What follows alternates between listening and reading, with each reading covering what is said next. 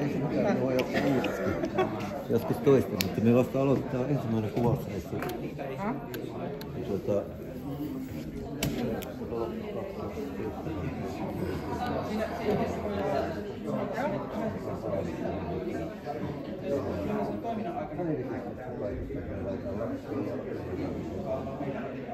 Joo, ja niin kuin näistä kaivoksista vai siis mistä vai nimenomaan? Kaivoksista kaatiin. Se työnimi on Turning Point. Mikä? Turning Point. Eli me ei voi jatkaa tällä politiikalla eteenpäin, kun kaikki Ota ihmeessä. jossakin tulee. Mitä? Ota mikrofoni. En mä usko, että mun ääntä tarvitaan. No joo. Voin mä laittaa se. Onko tästä se mikki? Juu. Työ tuotatte sen itse vai? Joo, me saatiin pieni rahoittaja Romanialta yksityinen. Meillä on hirveä vauhti päällä. Me lähdettiin nyt täysin, kun me lähdetään aika aktiivisesti. Mä tiedän, että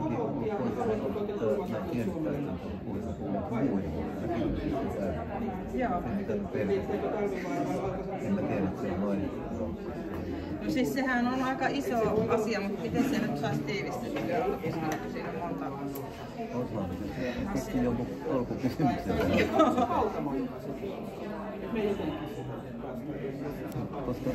Onko nyt kyse niin tästä Rautavaara-hankkeesta, että aloitetaan siitä, että tämä Rautavaara-hanke...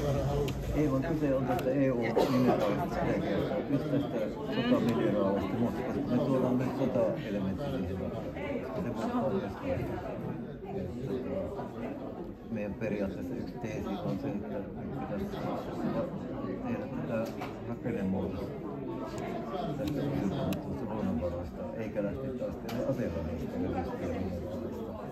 ja ruokkasodilla, mikä on nykyisessä. Me ollaan valittu juuri väärä suuntaan. Sen takia se nimi on niin kuin terveys. Niin, ja kun tää... Mahdollisimman mielellä aika läheltä, mutta se äänihan tulee hyvin. Joo. Niin ääni kuuluu. Joo, mulla on. Otapas nyt. Mitä en nyt osaa kiteyttää hyvää kysymystä, mutta no täällä Rautavaaralla pelätään nyt uutta kaivosta. Uskotaan, että demokraattisin keinoin tämä voidaan torjua. Sieltä nyt äsken, että se ei välttämättä ole niin. Taustalla on näissä monissa hankkeissa vahva poliittinen tahtotila. Eli EU:ssa on viime vuonna säädetty asetus EU-kriittisistä raaka-aineista. Ja sen tarkoitus on taata EUlle akkumineraaleja, sota-teknologian käyttöön ja otetaan uudestaan. Niin. No, me voidaan tempoa niin monta kertaa kun lähtee, että sulla meni tuo meni äsken todella hyvin, se oli mahtavaa saarna. Se justiinsa. Miksi sä oot nyt huolissaan tästä kaivostilanteesta Suomessa? Joo. Sen takia, että näillä kaivoshankkeilla on nykyään enemmän poliittinen tahtotila kuin välttämättä taloudellinen.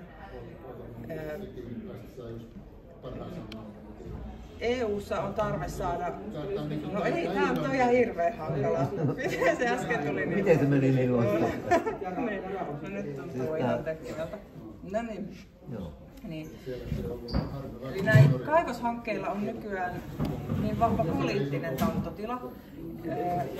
EU:ssa on viime vuonna säädetty asetus EU-kriittisten raaka-aineiden statuksesta, jonka tarkoitus on taata EUn käyttöön akkumineraaleja, sotateknologian, avaruusteknologian ja vihreän siirtymän käyttöön. Ja tämä lainsäädäntö on implementoitu Suomessa joulukuussa suomalaiseen lainsäädäntöön ja se astuu voimaan helmikuussa. Ja näitä statushankkeita on nyt jo alettu hyväksymään. Eli viime vuoden haussa suomalaisia kaivoshankkeita hyväksyttiin tähän EU:n kriittisen statuksen alle 16 kappaletta. Ja se mikä huolettaa näissä on se, että näistä hankkeista päättäminen ja statuksen myöntäminen on salainen menettely. Eli EU:ssa on nimetty tällainen toimikunta, joka valmistelee nämä statushankkeet ja EU sitten hyväksyy ne. Ja niihin kysytään hyväksyntä aina siitä jäsenvaltiolta, mihin tämä hanke sijoittuu. Ja nämäkin 16 hanketta, jotka oli viime vuoden statushakukierroksella, niin ovat saaneet Suomen hallituksen hyväksynnän, mutta niistä ei saada vielä tietoa, koska ne ovat täysin salaisessa menettelyssä.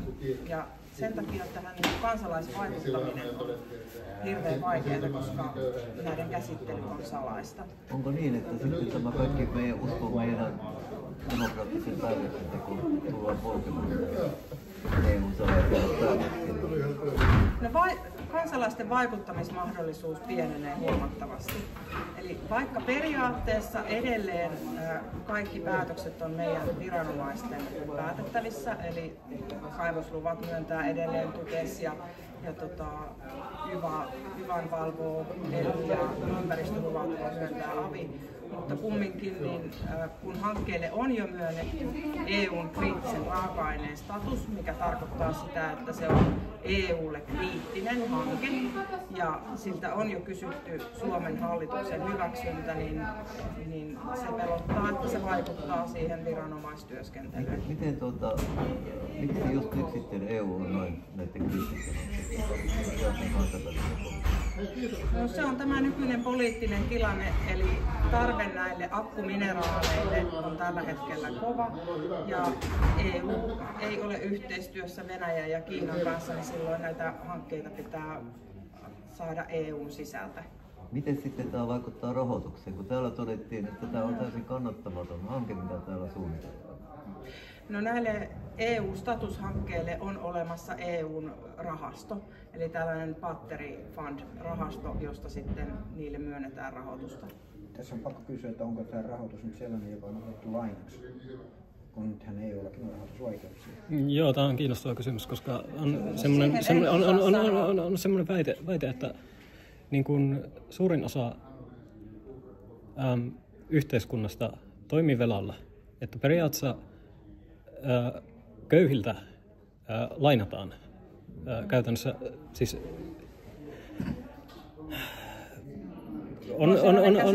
on semmoinen pieni eliitti käytössä yhteiskunnassa, jotka niin kuin, periaatteessa niin kuin,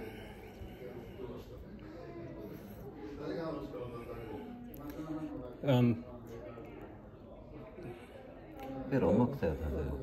Niin, kyllä, siis niin, EU-budjetistahan tämä on tämä rahasto, eli mistä muualtakaan se nyt loppupelissä sitten tulee kuin veronmaksajilta. Eli voidaanko ajatella, että se on sitten EUn tavallaan kriittistä sotilaallista budjettia myös, että me otetaan kannattamattomat mineraalit käyttöön? Varsinaisesti siinä EUn kriittisten raaka-aineiden asetuksessa, niin sen perusteissa mainitaan nämä 3 asiaa. Eli akkumineraaleja tarvitaan sotateollisuuden käyttöön, avaruusteknologian käyttöön sekä vihreän siirtymän käyttöön. käyttöön. Onko tässä järjestyksessä? Avaruusteknologia. Mistä syystä avaruusteknologia on? No, se varmaan siis satelliitit. On myös tähän sotateollisuuteen. Mutta miten te voitte puhua vihreästä siirtymästä, jos tämä teollistuminen ja tämä, mitä te olette tehnyt käytössä luonnolle, mitä teidän rakenteet on tehnyt luonnolle viimeisen 2,000 vuoden aikana, erityisesti viimeisen 500 vuoden aikana, niin miten te voitte sanoa, että se edistää vihreää siirtymää? Vihreä siirtymä on siis se mitä se luo. Sähköautot, kaikki sähkö. Se varmaan niin tarkoittaa käytännössä, mihin EU sitä tarvitsee, niin se tarkoittaa varmaan nimenomaan pääsääntöisesti näitä EUn alueella olevia esimerkiksi autotehtaita. Eli EUhan on säätänyt lainsäädännön, että esimerkiksi uusien autojen valmistajien täytyy myydä joku tietty prosenttiosuus sähköautoja. Ja nyt kun on itse säätänyt tällaista lainsäädäntöä ja nyt me ei pystytä saamaan niitä akkumineraaleja, niin silloin EU täytyy jollakin tavalla toimia, että se edesauttaa niiden akkumineraaleja. Mutta ymmärrättekö te? Mistäpä Eurooppaan löytyy niin näitä akkumineraaleja? En tiedä. Niin mun pitikin kysyä, että kun sä äsken sanoit 16 on nyt siinä Ensimmäisessä haussa, niin joo. onko nämä nyt kaikki juuri näitä strategisen mineraalien kaivoksia? Kyllä, joo. Onko sulla tietoa, mitä ne on? Ne on salaisia. Tiedetään vain lukumäärä. Joo. Ei ole todellista. Ne on kaikki kuitenkin Suomessa siellä. Ne on nimenomaan Suomeen hyväksyttyjä hankkeita on 16. Onko mahdollista, että tämä Rautavaarakin on siellä? On. Se mahdollista. Siis Vielä semmoisen kysyn, että sä pidit hienon puheenvuoron ja ikään kuin meidät takaisin maan päälle asetit, niin onko nyt myös tämä, mä veitasin siihen korkeimpaan oikeuteen ja siihen, että sillä nyt on kuitenkin ohi tai yli poliittisen lainsäädännön niin voimaa periaatteessa niin onko se kuitenkin edelleen voimassa, ettei nyt sitäkin olla tähän samaan valjastettu, että se on vaan niin kuin kuminilmasi ja mennään sitten kun lähdetään. Siis paperillahan se on niin kuin sinä sanoit, eli tietysti niin, siellä kuitenkin voisi olla jarru. Kyllä se on riittävän oikeuslaitos meille. Periaatteessa semmoinen väite on, että yhteiskunta perustuu jatkuvan lainan, että siellä ei aktuaalisesti ole mitään muuta taustalla kuin sopimus. Ja siellä on jatkuvasti ikään kuin matemaattisia temppuja, millä saadaan rahaa virtaamaan ja ihmiset tekemään asioita. Ja miten tämä kone pyörii. Eli kun lähtökohtaisesti tämä ei ole luontainen kone. Tämä kone ei ole semmoinen, mikä täällä on ollut jäteajat. Tämä on ollut vasta ihmisten jälkeen täällä. Ja ennen sitä on ollut yksinkertaisempaa elämää. Ja jos mä nyt puhuttelen, kun sä kuitenkin edustat, niin onko sinun mielestä oikein tuhota maailmankaikkeuden kulttuuriperintöä? Sen takia, että ihmiset haluavat valtaa. Vastarintaa. Mitä? Hän edustaa vastarintaa tällä kehityksellä. No niin, mutta minä näen, että kaikki, jotka operoi niin kuin, valtiollisen koneiston sisällä, niin ne käytännössä, niin kuin Teitska Synske sanoi, että koneista ei pysty niin kuin,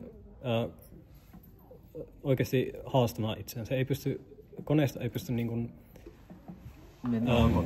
ei ole meidän teemaa.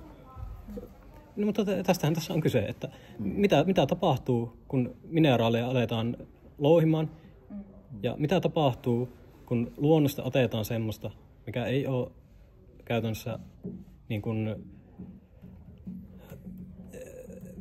siis siitä tässä on kyse.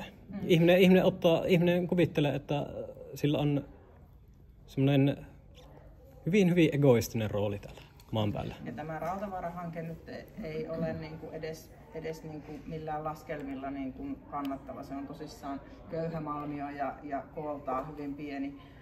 Se 28 000 tonnia nyt viimeisimmässä laskelmissa, että siis köyhää malmiota ja hyvin pieni, että sitä ei niin kuin liiketaloudellisesti pystytä saamaan kannattavaksi, mutta kun tässä nyt on tämä poliittinen tahtotila, muutenhan tässä voisi olla hyvin rauhallisin mielin, että ei mikään yritys tällaista polkaise käyntiin, koska sitä ei ole mahdollista saada kannattavaksi. Mutta tämä poliittinen tahtotila on tässä, mikä asettaa tämän huolen. Näkymätön poliittinen tahtotila. No onko se vielä niinkin, että sitten ainoastaan vain nämä mustaliuske-esiintymät on sellaisia, mistä löytyy näitä strategisia mineraaleja siihen? Ei, on niitä. Ei ollenkaan, on muita. No, sitten voisi kuvitella, että niitä olisi rikkaampiakin esiintymiä, eikä vaan kuin tämä, mitä meillä tällä Rautavaaralla on. Mutta nämä on juuri niitä akkumineraaleja, mitä tarvitaan. Ja kaikki nämä vähäisetkin määrät on nyt tässä EU:n turvallisuustilanteessa. Siis on semmoinen käsitys, Pohjoismaissa on nämä suurimmat akkumineraalit löytyy. Paltamossakin oli se laaja Joo, eikä mutta tämmöinen sehän haamainen. kuuluu ihan tähän samaan esiintymään. Yle on uutisoinut niistä 16 hankkeesta niin sen, mitä julkista tietoa on. 6 hanketta on itse niin kuin julkistanut itsensä. Niin. Joo, ja yksi niistä on tämä Terrafamen laajennus. Joo. Ja Sodankylässä on 2 ja olikohan Outokummussa ja Kokkolassa ja missäköhän niitä vielä oli. Mutta 6 hanketta on itse julkistanut itsensä ja 10 on Onko Viankin Aalo Sodankylässä mukana siinä? 2 Sodankylä-hanketta oli, en muista niitä nimeltään. Joo. Joo. Aivan hirveän huolestuttava skenaario. Siis tuo todella tipautti meidät maanpinnalle, koska kaikki illuusiot tästä demokraattisesta päätöksenteosta, niillä pyykitään pöytään. Mutta jos nyt tässä ekassa aallossa 16, toinen aalto 15. Ja ne tulee tosi nopeassa tahissa ne aallot, kun ensimmäinen hakukierros oli vuoden loppuun. Ja sen jälkeen on päätetty, että ne on kvartaaleittain ne haut, eli 3 kuukauden välein. Ja se menee vielä sellaisella aikataululla, että 23. päivä eli huomenna käsitellään Suomen hallituksessa näiden toisen aallon hyväksynnät. Joo. Niin, ja 20. päivä 2. on sitten sen EUn toimikunnan valmisteleva istunto niistä. Ja sitten maaliskuussa varmasti tulee sitten ne hyväksynnät. Niin, siis julkistetaan. No, minä en tiedä, millä aikataululla ne julkistetaan, kun salausperuste on niihin se, että niissä on yksityisen yrityksen liiketaloudellinen etu kyseessä. Niin tämäkin nyt vähän vaikuttaa siltä, että tässä niin kuin odotetaan valitusajat umpeen, että ennen kuin niitä julkistetaan, tai niin kuin, että mikä viive siinä on, että niitä vielä sitten niin kuin, nytkin ne 16 hanketta on jo hyväksytty, niin minkä takia ne vasta maaliskuussa sitten julkistetaan? Kerropa, kun multa meni ohi, kuka sä oot? Tiina Föör. Ja mitä sä edustat? Olen mukana tässä vapaaehtoisena tässä Ei-kaivosta Rautavaaralle ryhmässä. Mikä sun ammattinimikin on? Mä oon seurakunnan talouspäällikkö. Okei, joo, kiinnostavaa. Mutta en ole siinä roolissa. Ei ole siinä roolissa, mutta tosi järkevä puheenvuoro. Kiva kuulla, että jotkut on syventynyt just tähän suurimpaan. Koska meidän kokemus talvivaaraliikkeestä oli se, että esimerkiksi meillä oli täysin pätevät perustelut vaatia kaivoksen luvan perumista, koska uraani salattiin. Ja me pystyttiin osoittamaan, että se tiedettiin. Se oli bioliituskokeissa jo tullut esille. Me tehtiin siitä oikeuskanslerille ihan kunnon kirjavalitus. Ja mä tein sen sillä perusteella, pantiin kansi oikein, että se jää sinne diareihin eteen. Niin 2 viikkoa sen jälkeen se lähetettiin meille se kirja takaisin ja sanottiin, että tätä ei otettu käsittelyyn. Ne ei edes diaroinut sitä juttua. Että oikeuskansleri, joka on aika korkea hallintoviranomainen, niin pelasi tollaista peliä. Että mä en usko silloin, kun on isot intressit, niin kuin siinäkin oli kyse. Että koko valtakunnan niin siinä on ollut valtakunnan tason intressi, mutta tässä mennään vielä pahempaan. Antti sanoi potenssiin, että kun nyt on kyse EU-tason ja tässä on vedetty vielä tämä turvallisuus. Kyllä. Eli tässä on kyseessä EUn turvallisuus ja nämä on EUn turvallisuudelle kriittisiä hankkeita. Niin, osaatko vielä sanoa siihen jotain, että onko tämmöinen samanlainen prosessi menossa muissakin EU-maissa? Että siis oikeasti näitä haetaan joka puolta EUta? Kyllä, niitä haetaan. Niin. Kyllä, siis koska nimenomaisesti näitä nyt tarvitaan tosi paljon näitä akkumineraaleja. Onko nyt niin, että tähän mennessä sitten se määrä, mikä on nyt sit suunniteltu näistä louhittavaa, että se on oikeasti tullut Kiinasta tai Afrikasta? Niin, en tiedä. Koska onhan sitä nyt tähänkin asti sitten pitänyt käyttää. No Venäjältä on tullut nikkeliä ja tulee vuodesta vieläkin ehkä. Niin. Niin. Ja onko tässä kysymys nyt omavaraisuudesta? Kiva, kun te olette puhujia. Pyydätkö joku puhujan? Joo, mä yritän. Niin, siis on se muussakin se omavaraisuus ja myös sitten tässä. Näkökulma silloin. Niin. Se nousee. Joo. Niin, ja kun se akkumineraalien saanti nyt on niin kuin maailmanlaajuisesti niin aika paljon Venäjän ja Kiinan hallinnassa, niin Tätä saa aikaan, kun lähdetään eripuraiseen elämäntapaan ja pistetään kauppa. Niin ja sillä saadaan kansa hiljaiseksi, että kun turvallisuus edellä mennään, niin silloin... Niin, juuri tähän. Siihenhän se... Niin, ja tässä hankkeessa nimenomaan on niitä muitakin asioita, että tämä on minun mielestä ennakkotapaus, koska tässä on tarkoitus tuoda tämän lähelle kirkonkylää, että tässä on kyseessä oikeasti niin kuin kokonaisen kunnan alasajo. Eihän voi ajatella, että kunnan ainut polttoaineen jakelupiste niin on tehtaan portilla. Ja itse siitä ydinkaivosalueesta niin on 500 metriä kunnanvirastolle tai kirkkoon. Eli käytännössä tarkoittaa sitä, että tämän hankkeen myötä Rautavaara lakkaa niin kuin normaalina, että tässä voi vain kaivosalue. Häviää kokonaan, ei tapahdu. Joo, että jopa toivotaankin, että olisi nopeasti. Rautavaara voi olla tässä aika paljon vartijana, koska tässä on mielestäni kysymys myös keskustelukulttuurin muutoksesta. Koska tänä päivänä me eletään yhteiskunnassa, jossa näistä asioista ei keskustella, enää vielä salassa valmistellaan. Ja tuodaan valmiina päätöksinä meille, että näin tehdään. Kyllä. Eli tämä Rautavaara on riittävän konkreettinen esimerkki, mikä nostaa ikään kuin keihään kärkeen tämän asian. Ennakkotapaus nimenomaan, siis tämän koko kriittisten mineraalien kysymyksiä, niiden hankinnan. Ja semmoinen pointti kannattaa tuoda, että siis tämähän on samalla veikkausta tulevaisuuden akkuteknologialle. Me ei yhtään tiedetä, mikä on tilanne 5 vuoden päästä. Ja ei tämä resurssien ylikäytön ongelma poistu sillä, että me vaihdetaan fossiiliset toiseen ja kulutetaan yhtä paljon kuin tämä on aika laaja paketti. Luonnonvaroja nämäkään.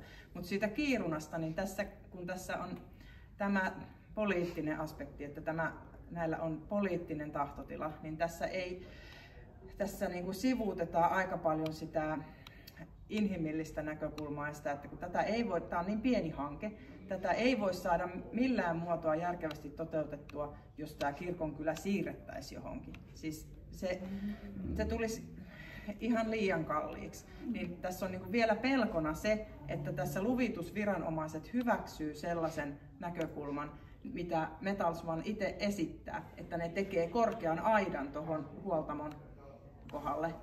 Ja se suojaa tämän kirkonkylän. Niin se pelko, että luvitusviranomaiset vielä niin kuin hyväksyisi sellaisen esityksen, että siitä ei tule haittaa tälle kirkonkylälle, että se kaivos on tuossa vieressä. Ja kun siis kaivosyhtiöhän on teettänyt erilaisilla konsulttiyhtiöillään ne omat raporttinsa ja nehän esittää asian tosi hienosti. Siellä on tuotu esiin toisia kaivoksia, jotka toimii lähellä asutusta. Mutta siinä jätetään mainitsematta se, että ne on täysin erityyppisiä kaivoksia. Ja nyt kukaan ei käy niitä kaivosyhtiön konsulttiyhtiöllä teettämiä raportteja läpi, että perustuuko ne ihan niin kuin todellisiin asioihin ja voiko niitä lukea sillä tavalla, miten ne esittää. Että jos jossain toimii täysin erityyppinen kaivos lähellä asutusta, niin nyt on kyse kumminkin mustaliuske louhos bioliuotuskaivoksesta. Joka on ihan uusi kaivostyyppi. Niin se pelottaa, että ne menee luvitusviranomaisissa niin kuin läpi, jos niitä ei jotkut tahot tuo esiin, että tuo ei niin kuin voi toimia noin, miten on esitetty. Niinhän ne esitetään, että siellä on puhujat, jotka puhuvat vain kaivoksen puolesta. Sillähän se menee, että ei siellä oteta vaikka Anttia puhumaan, esittelemään niin kuin sitä luontonäkökulmaa. Inhimillistä näkökulmaa. Joka pitäisi ehdottomasti kuulua näihin käytäntöihin. Ehdottomasti, koska tämä on, niin kuin mitä hän nuori ihminen puhuu, että mitä me jätetään lapsille ja tuleville. Me ei eletä kuitenkaan ihmiset kvartaalielämää. Että me eletään sukupolvesta toiseen. Toivottavasti. Kiitos sinulle. Oletko vielä jotain tähän liittyen? No se niin kun olen tähän paljon perehtynyt ja aikaa laittanut tähän lainsäädännön muutokseen ja miten nämä prosessit menee, niin tosissaan se, että kun se viime keväänä se EU-asetus tuli, jossa oli siirtymäaika, mihin mennessä ne pitää olla jäsenvaltioiden lainsäädännössä nämä EUn kriittisen raaka-aineen statuksen tuomat uudet asetuksen mukaiset ohjeet, niin se siirtymäaika loppuu helmikuun lopulla. Ja ne on nyt Suomessa saatettu ne lainsäädännön muutokset eduskunnassa hyväksytty joulukuussa ja ne tulee voimaan helmikuussa. Niin siellähän ihan oikeasti oli esitys sellainen viime joulukuussa, että esimerkiksi ympäristövaikutusten arvioinnissa niin jätetään kokonaan paikallisten viranomaisten kuulemiset pois. Että kyllä siellä niin kuin yritetään vetää se lainsäädäntö niin kuin todella mutkat suoriksi, että niihin pitää niin kuin kansalaisjärjestöjen ja ihmisten niin kuin herätä, että niistä pitää olla kiinnostuneita, että minkälaisia lainsäädäntöjä niin kuin tässä maassa säädetään. Että se on ihan uskomaton koko ajatus, että kaivos ja tämä EU-status vielä edellyttää, että nämä EU-statuksen saamat hankkeet, niin niillä pitää olla yksi yhteyspisteviranomainen joka maassa, joka meillä on nyt Lapin avi, Pohjois-Suomen aluehallintovirasto. Eli siis sieltä käsin voitaisiin täysin kuulematta paikallisia viranomaisia niin hyväksyä ympäristövaikutusten arviointi. Niin siis se on ihan uskomatonta, että sellaista on edes esitetty suomalaiseen lainsäädäntöön. Mutta onneksi siinä joku vaikutus oli, että se loppumetreillä muutettiin niin, että niitä kuulemisia ei voi jättää tekemättä, mutta kumminkin siinä sen verran oikaistiin, että vastauksia niihin ei tarvitse jäädä oottelemaan. Ja jos jotain valituksia tai tarkempia selvityksiä joku erehtyisi kysymään, niin niitä ei tarvitse siinä lupaprosessissa odottaa, vaan sitten kyseinen taho voi valittaa sinne oikeuteen sitten jälkikäteen. Siis vastaukset tarkoittaa tässä, että ei reagoida niihin, mitä sinne lähetetään? Lähettää kuulemiskirjelmänsä ja niissä on vastausaika. Ja ihan sama, mitä vaikka pyydettäisiin lisäselvityksiä, niin se aika menee umpeen ja luvitusprosessin pitää mennä eteenpäin. Että ne on velvoittavia ne aikamääreet. Ei niinkään se, mitä asioita siellä käsitellään ja mitkä vaatisi jotain toisenlaista toimenpidettä, vaan se vain, jos me vaikka kunnassa huomattaisiin jotain, meidän viranomaiset kunnassa huomaisi jonkun suuren asian, mitä tämä kaivosyhtiö ei ottanut ollenkaan huomioon, ja me tuotaisiin se siihen esiin, tai meidän ympäristöviranomaiset, sitä ei saa, se on nyt lainsäädännössä velvoittavaa, että niistä aikamääreistä ei saa joustaa, että sen luvitusprosessin pitää mennä eteenpäin, ja sitten niistä voi oikeusteitse sitten riitauttaa niitä asioita jälkikäteen, jos joku taho haluaa. Joo, sitä junaa ei sitten enää pysäytä mikään, kun se lähtee menemään. Että se on sitten vaan tämmöistä höpinää, mutta ei mitään todellista vaikuttamisen mahdollisuutta. Niin. Ja tässä on tietenkin vaarana, että siis nämä hallinto-oikeudet tukkiutuu näistä. Joo, ja niitäkin sitoo nämä aikamääreet. Siis tämä meidän perinteinen oikeuskäsitys on mennyt niin kuin ihan isoon myllerrykseen. Että niitäkin sitoo ne aikamääreet, eli ehtii ne perehtyä asiaan tai ei, niin lausunto on annettava. Kiitos. Kiitos. Tulee vähän kuulostaa, että Neuvostoliitosta päätetään. Siis kyllähän tässä on niin tunne, että kukaan ei pysäytänyt tätä. Niin tsempataan kovasti. Tällä voi olla yllättävä iso merkitys, mitä olette tekemässä tässä liikkeessä. Ja se, että te olette ollut meidän poliitikkoja ja myös eduskunta-aktiivisia. Ollaan oltu. Minä ainakin olen ollut. Entäs tämä paikalliseen politiikkaan? Minkä verran oletko sä saanut? No asia ei ratkaista Rautavaaralla. Niin ei, mutta... mutta no nyt oli siis hirveän hitaasti on syttynyt, mutta niin kuin Ilkkakin sanoi, niin nyt tällä kertaa oli kunnioitettavasti niin paikallispoliitikkoja paikalla. Onpa hyvä. Se on teidän työhedelmä. Joo, ja kolmas tilaisuus. Ja Terohan nyt oli ihan huippu. Siis ihan tosi huippu. Aihe oli ihan huippu. Ja se sinun jatko siihen kiteytyi tosi hyvin, että niinku siitä Teron pohjustuksesta ja sitten sinun jatkosta niin tosissaan. Ei voinut ymmärtää väärin. Niin. No ei varmaan. Toisin. Tästä ei kai tästä Rautavaaralla Facebook-ryhmästä kukaan lähdössä nyt vaalihakkaukseen. On siellä montakin. On. Joo, hyvä. Lähdettekö menemään? Joo. Kiitos paljon. Kiitos. Sulla ei mitään päätöstä. Ei, siis minä olen ihan toimijana tässä porukassa, mitä meillä ei vielä ole edes mitään. Onko syventää noin vaikeasti? Kiinnostaa. Ei ollut.